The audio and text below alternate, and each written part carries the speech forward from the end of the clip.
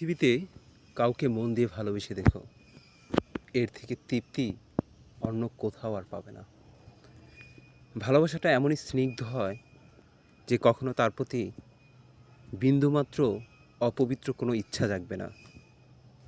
হ্যাঁ, ভালোবাসা বহিঃপ্রকাশ সেটা তো পাবেই, অন্তরের প্রকাশ, শরীরের ভাষা সবই থেকে পবিত্র।